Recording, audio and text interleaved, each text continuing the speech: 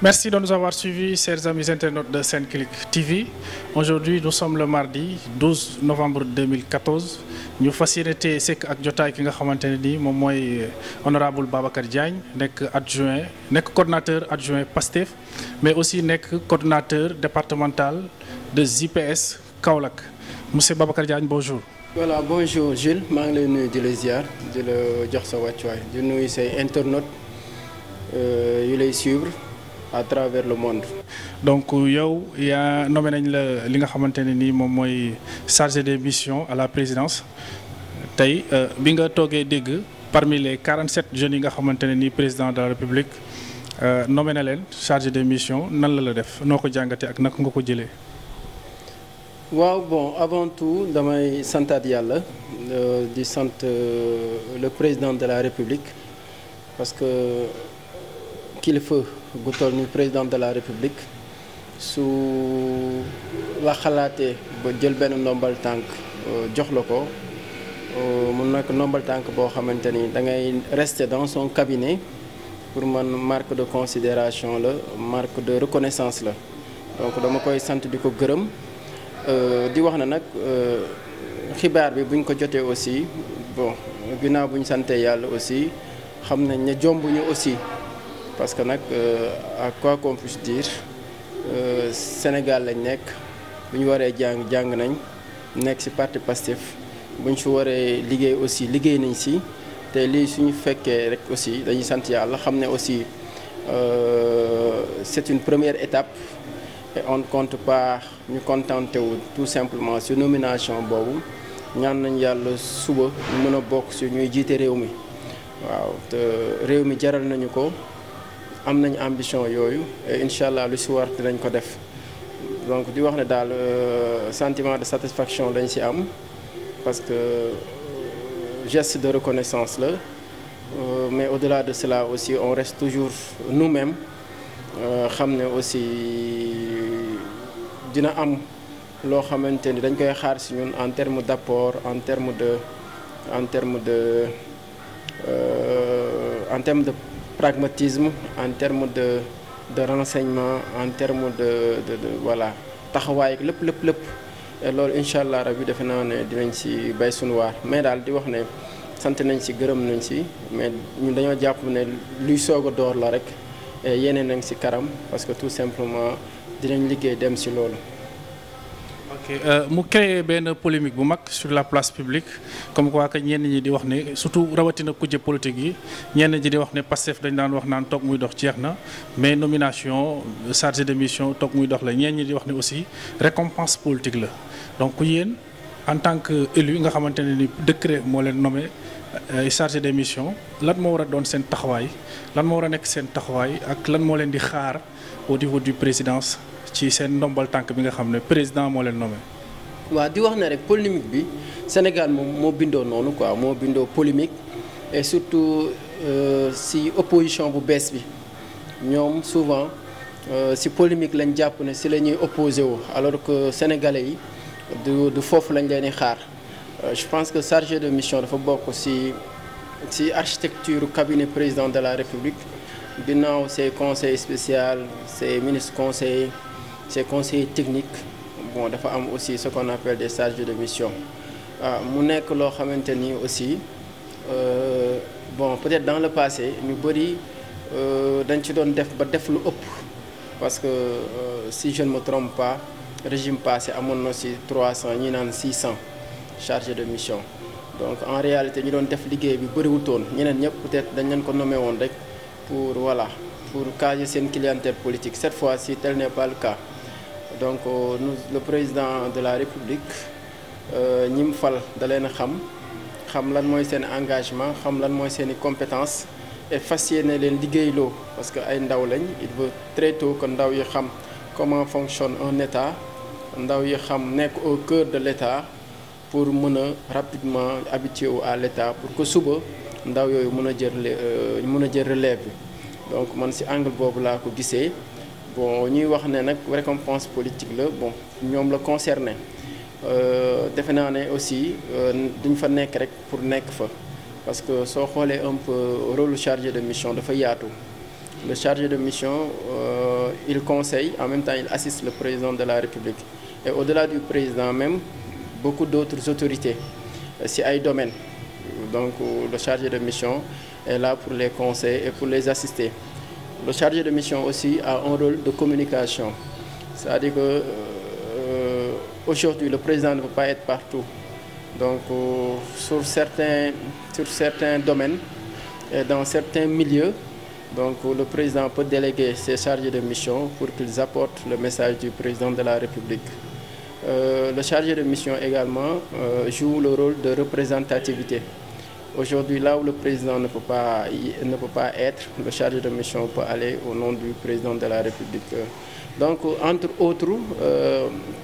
missions ou bien entre autres rôles qu'il peut jouer dans l'architecture gouvernementale. Donc, ce n'est pas une mince affaire. Et j'en suis sûr et certain que le régime bi day wuuteeg yeneen régime yi. Donc, les chargés de mission, comme je dirais, ont du pain sur la planche et dinañ liggéey te loolu moom moo leen war. Et loolu defe naa ne aussi moom moo tax président nommé leen polémique bi nag pour man jaru ko parce que tout simplement ku jóge ci 600 ñëw ci 45 ou 46 donc su nekkee ne réduction des dépenses de l'État la je pense que loolu c'est un bel exemple voilà. Ok honorable yow kilifa nga rawatina ci JPS nga nekk seen coordonnateur mais en dehors de loolu aussi nga nekk benn personne morale boo xamante ne ni donc xam nga ci biir ndaw ñi ba nga xamante ne ni tey buñ la séenee yaa ngi dégg donc lépp lu désordre woon lépp day daal di jub donc loolu secret boobu nga am ak ndaw ñi c'est-à-dire lan moo ko def ba tey ji su problème amee bu frustration amee sax à travers JPS suñ la séenee rek wala soo waxee sa kàddu rek ñëpp dañuy daal di rus dem bàyyi lan moo waral sa complicité ak diggante ak ndaw ñi. waaw loolu yàlla moo ko def c'est vrai que dañ traversé ay moments yu difficiles ñu xam man maay kan xam ne aussi lépp lu may def c'est dans l'intérêt du projet et ku si nekk aussi ma fexe ba jëflanteeg yow bañ xamante donc te loolu reconnaissance bu ñu am la ci sama jëmm ji ma leen remercier de passage parce que c'était pas évident parce que ku wax ndaw wax énergie ku wax ndaw wax fugg ku wax ndaw wax leneen ak leneen ak leneen.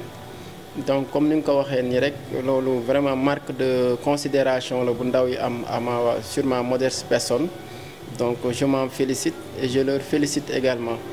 bon loolu nag jaar-jaar la parce que on a vécu 6 ou 7 longues années yoo xamante ni ñun ñoo nekkoon ci terrain bi di dem di ñëw et man lu ma gëm mooy le leadership c'est pas celui qui est toujours devant en syndiquant naan man la mais c'est celui qui sait tirer les autres c'est celui qui sait responsabiliser les autres et loolu lañ dund ak ñoom et les moments difficiles aussi on a été toujours là à leur côté défendre leen protéger leen accompagner leen defe naa ne loolu moom moo jur cette marque de confiance là wala cette marque de considération donc c'est loolu rek la donc te yàlla aussi dimbalee ñu suñu façon de faire certainement mu neex leen parce que au-delà de la jeunesse aussi nous sommes responsables de la section communale de Pastef Kaolack et loolu aussi si côté boobu aussi on voit que vraiment ñu si bëri ñoo ngi ñuy déglu ñoo ngi accepter maanaam li nga xamante ni décision yi du ñuy jël et ñoo ngi ñuy accompagner également c'est li nga xamante ni à chaque fois moom la ñu entreprendre donc loolu daal laa si mën a wax peut-être di santaat yàlla rek si loolu peut-être moom moo ko def yàlla moo ko def donc ñu ko si sant di ko si gërëm di wax ne daal Pastef Kaolack c'est une famille la JPS c'est une famille et ñun notre rôle c'est de protéger ces jeunes-là c'est de les encadrer et d'éviter à ce que ñoom ñu commettre des erreurs wala loo xamante ni day gàllankoor projet bi wala da leen di gàllankoor ñoom seen bopp voilà donc c'est ça ñoo ngi ciy sant yàlla bu baax aussi. En tout cas ñun en tant que observateur yàgg nañu fekkee ci ay événements Pastef yu bëri mais à chaque fois que JPS frustré rek bu ñu la séenee dañ naan non nañ bàyyi Babacar non Diagne en tout cas loolu vraiment dafa baax. ci li nga xamante ne mooy organisation rawatina sax ci Pastef mu nekk parti boo xam ne ak li mu traversé yëpp. c'est-à-dire que man dama am chance créé wu ma équipe bi certes participé naa si mais Pastef changement am mooy ku si ne da nga ñëw si sa propre gré da nga ñëw si sa volonté bopp comprendre projet bi donc loolu élément bu am solo la si nekkin bu ñuy nekk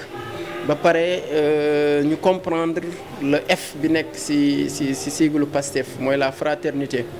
donc loolu aussi yombal na mbir mi ba tax na aussi bu ñu ñëwee aussi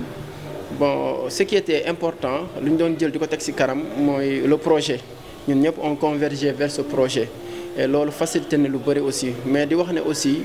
jeunes Kaolack yi dañoo am ay jeunes yu responsable ay jeunes yu gëm projet bi ay jeunes yu gëm le don de soi ay jeunes yu engagé wu ay jeunes yu am xam-xam aussi parce que tey su amoon chance tuuti rek nga mën a xam profilu jeune bu nekk ñi ngay gis ci QG bi ñi ngay gis ci terrain bi ñuy dox des kilomètres accompagner caravane bi suñu la waxoon tey seeni profil da nga naan déedéet donc chance boobu lañ am ay jeunes yu mel noonu am niveau am lépp ba pare pour toroxlu ngir projet bi pare pour def ay sacrifices yu bëri ngir projet bi donc yow en tant que leader en tant que njiit soo amee genre jeunes yooyu doo def lu dul jox leen considération doo def lu dul respecter leen doo def lu dul encadrer leen doo def lu dul également fexe ba énergie boobu di dégager wu si ñoom mu mën a nekk une énergie positive boo xamante ne dañ koy yóbbu si parti bi pour mu mën a jëriñ parti bi. ñu wax ci li nga xamante ne mooy élection législative yi ñu jëm dañu nemmeeku tamit aussi ci élection yi fi jot a jàll yëpp Pastef Kaolack ville bi da ko yàgg di rafale ndax foofu am nañu information bi xëy na peut-être niveau d'information bi mais ci département bi dafay xaw a des donc ci naka ngeen ko sóoraale est-ce que jël ngeen en compte ci élection yi nga xamante jot na fi ci jaar yëpp. waaw loolu avant la woon loolu soo fàttalikoo ci élection municipale yi la gën a fës on avait gagné la commune. Bon, pas élection municipale, bon, élection législative d'abord 2022 dañ gagné woon la commune de Kaolack mais écart bu ñu ci amoon 5000 voix la woon malheureusement suñuy ay adversaires ñoom ñu mën a combler le gap ba dépasser ñu au niveau des autres communes. À partir de cet instant xamoon nañ ne Kaolack ville la commune mokk na mais lu desoon mooy les autres communes et loolu liggéey nañ ci ba élection présidentielle yàlla defal ñu sutura.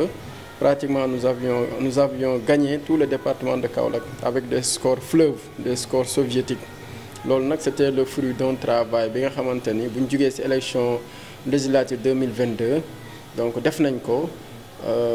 en collaboration avec les sections communales pour que vraiment ñu mën a renverser la tendance et alhamdulilah aujourd'hui yéen ñi nga xamante yéen ñuy accompagner des fois ci yenn communes yi yéen même seen bopp war ngeen ko mën a seetlu.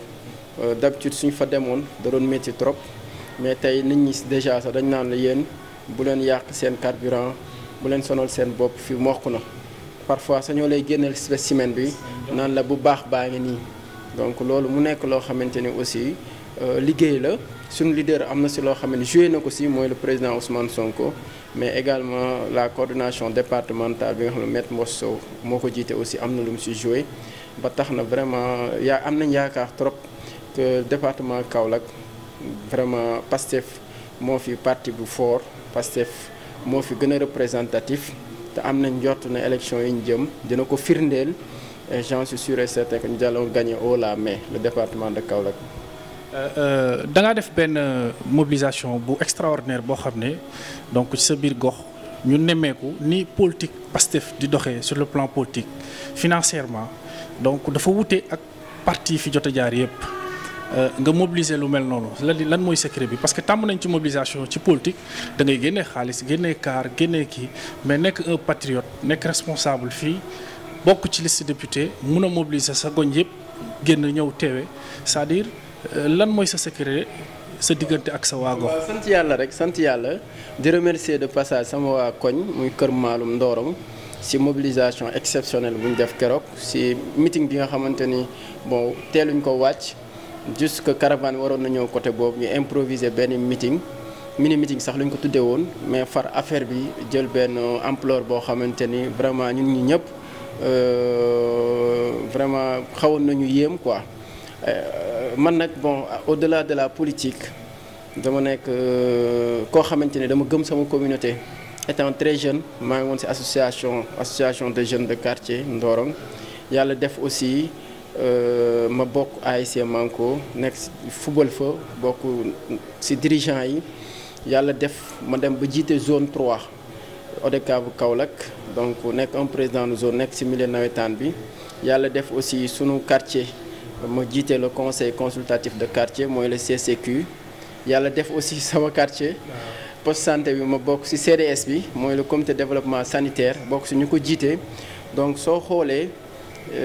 voilà je suis dans toutes les structures yi nga xamante ni c'est pour le développement du quartier et taxaw nañ fa aussi taxawaay bu ñu jàpp ne bu mucc ayib la koñ bi jaral ñu lu lekk certainement c'est cette reconnaissance moom la waa koñ bi def ba tax keroog ñu génn en masse d'habitude nag dañu ko doon reprocher parce que man dama gënoon a focus ci parti Pastef gënoon a nekk au niveau voilà au niveau de la section ou bien au niveau de la coordination départementale ba activité yu bëri yu ma waroon a amal sama gox daanu ma ko am parce que tout simplement jot bi mayewu ko woon parce que yéen ñëpp xam ngeen parti bi lu mu doon dund ci at yu weesu voilà parti bi moo ma monopolisé woon moo ma téye woon donc mais récemment commencé naa def ay descentes sama koñ et vraiment même mi sax j'étais très touché partout suñ duggee ak sama staff nit ñi dañ lay woon benn sympathie wala benn cofeel di gis ci yow leader bi nga xamante ni mën na incarner un petit peu le quartier wala war na mën a boot le quartier et loolu nag c'est un message boo xam ne lancé nañu ko et on est prêt à relever ce défi xamal Ndorong ne am nañ leader bi nga xamante ni pare na pour lépp loo xamante ni jafe-jafe Ndorong la mu mën ci wax jëf ci pour mu saafarawu mais aussi Pastef xam ne Ndorong dafa nekk fief boo xam ne téye nañ ko lépp loo xam ne Pastef bëgg na ko fa aussi dina ko fa am incha allah rabbi donc loolu moom moo nekkoon message bi nga xamante man en tout cas décortiqué naa ko par rapport à cette forte mobilisation de l'autre jour donc loolu daal loolu noonu la demee te incha allah rabbi d'autres sorties se feront au niveau de Ndorong pour que vraiment que les fils et les filles de Ndorong mën a xam kan mooy Babacar mën a retrouver aussi Babacar mën a retrouver aussi Pastef pour que vraiment le projet là mën a servir davantage Ndorong parce que Ndorong est une zone stratégique est un quartier très stratégique en termes d'électorat mais en termes d'ancrage culturel également. ñu nemee ko aussi tamit bi ngeen arrivé au pouvoir ba léegi ñu ngi jëm ci 8 mois ñu déggoon premier ministre Ousmane Sonko doon wax après les élections présidentielles ku ci nekk fa nga nekk na nga fa des te temps yi nag dañu nemee ko vraiment benn vague de transhumance bu extraordinaire boo xam ne mu créé polémique yu doy waar fii ci place publique bi rawatina ci kuje politique bi ak yooyu noonu tey yow lan nga ciy wax. non xam nga transhumance moom transhumance la tudd. Et ñun ñëpp on est très contre la transhumance mais ce qui se passe c'est pas de la transhumance aujourd'hui Pastef a décidé d'aller aux élections avec avec son parti Pastef en investissant à hauteur de 95 ou plus ses militants donc aujourd'hui toutes les listes départementales soo xoolee waa Pastef ñoo fa nekk donc ensuite projet bi nga xamante ni référence vision 2050 sunu président exposé woon na ko certainement tax na sénégalais yu bëri gis ci seen bopp ñu dem ci élection législative yi nga xamante enjeu bi benn la wala ñaar la soit ñu voter le candidat wala ñu voter la liste Pastef pour vraiment développer ce pays ou soit ñu voter ñeneen ñi pour que ñoom ñu mën a bloquer ce pays là donc loolu la ñu bëri nag il pense que ne aujourd'hui il faut être très logique fal nañ régime mu ñëw ak ay ambition mu ñëw ak espoir boobu noonu waruñ ko briser moo tax certainement ñi nga dégg ñëpp ñu daw ñëw jàppale la liste Pastef ñu ñëw def déclaration ñëw donc c'est pour les élections législatives le parti Pastef depuis mois de mai 2024 dafa tëju il y a plus de vente de cartes il y a plus d'installation de cellules donc aujourd'hui il y a plus d'adhésion dans Pastef. Ce que les gens font, c'est de soutenir la liste et personne ne peut leur empêcher de soutenir cette liste-là. Donc, c'est ce qu'on cherche d'ailleurs. Parce que soo xoolee campagne électorale, objectif bi lan la mooy aller rencontrer ñi nga xamante ni ils sont militants de Pastef nga gën leen a consolider ñi nga xamante ni ils sont indécis xamuñ fan la ñuy féete nga jéem leen a convaincre ñu ñëw ak ñi nga xamante ils sont pas avec toi nga jéem leen a convaincre pour ñu ñëw donc si avant les élections wala si pendant la campagne am nga ñoo xamante ni ils sont pas avec toi xam nga leen ñu jël décision ne ñoom dañuy ñëw soutenir doo leen dàq parce que ce que tu cherches ce que nous cherchons c'est d'avoir une majorité à l'Assemblée ce que nous cherchons c'est donner un levier fort ou bien mettre le président Bassirou Diomaye Faye dans les conditions de réussite te loolu majorité Assemblée moo ko mën a may donc képp koo xam ne dafay ñëw di soutenir on l'accueille à bras ouverts donc venir soutenir ne veut pas dire que tu es venu tu as transhumé c'est pas ça du tout donc man noonu laa ko gisee loolu laay woo patriote aussi yàgg naa leen alerter yàgg naa leen expliquer aussi te je pense que président Ousmane Sonko expliqué na ko ñenn leaders yi expliqué nañ ko et je pense que patriote yi commencé nañ comprendre que cette fois-ci ce qui se passe c'est pas de la transhumance mais ce qui se passe c'est tout simplement des gens qui pensent que il faut qu'on donne une majorité au président de la République moo tax ñu ñëw jàpp ci liste Pastef maintenant nag liy xew après les élections va nous édifier davantage kenn ku ci nekk lan moo nekk réellement sa vraie posture. ok comme ni ma leen ko waxee monsieur honorable Babacar Diagne moom la ñu sekkal jotaay bi dégg ngeen ko noonu mu nekk coordonnateur adjoint Pastef aussi en même temps nekk coordonnateur départemental de JPS de Kaolack ba pare nekk chargé de mission à la présidence monsieur honorable maa ngi lay bàyyi temps bi jotagul xam naa ne yaa ngi ci campagne ma bàyyi la route rek nga sànni ci li nga xamante ne ni vraiment ci le 17 bi ñu jëm ci élection législative. Merci Jules. Le 17 je m'adresse aux populations de Kaolack aux femmes aux jeunes particulièrement aux jeunes en regardant le fichier électoral on voit que les jeunes sont plus représentatifs dans le fichier en tout cas au niveau du fichier électoral. Donc on leur demande à sortir massivement. Il faut que les jeunes sortent massivement pour aller voter. Ne pas laisser ce vote-là aux femmes et aux vieilles personnes. Donc les jeunes n'ont qu'à sortir et voter. Ce que je dirais également aux populations, c'est que le message il est clair et il est simple. Cette élection elle est particulière. Il y a un homme qui a travaillé durement, 10 ans durant, pour imposer un projet. Ce projet-là, c'est l'espoir du Sénégal. Aujourd'hui, on lui a mis au pouvoir. Il attend à ce qu'on lui donne l'Assemblée pour qu'il puisse coupler l'exécutif et le législatif pour pouvoir mettre en branle ce projet-là. Donc, le meilleur xaar si ñun mooy ñu voter ko massivement à ce que mu am une majorité au niveau de l'Assemblée nationale. Loolu nag defe naa Sénégalais yi ils seront très cohérents par rapport au choix bi ñu defoon le 24 mars passé donc mën a joxaat ki nga xamante ni mooy le président Bassirou Diomaye Faye joxaat ki nga xam ne mooy le premier ministre Ousmane Sonko majorité assemblée bu ñu leen di laaj après nag je pense que à partir de cet instant nit ñi dinañ mën a dérouler donc loolu laay wax sénégalais yi ñu bañ leen a induire en erreur bañ leen a wax beneen discours bu dul discours bi ma wax ñu xam ne le seul discours qui vaille mooy ñii jox nañ leen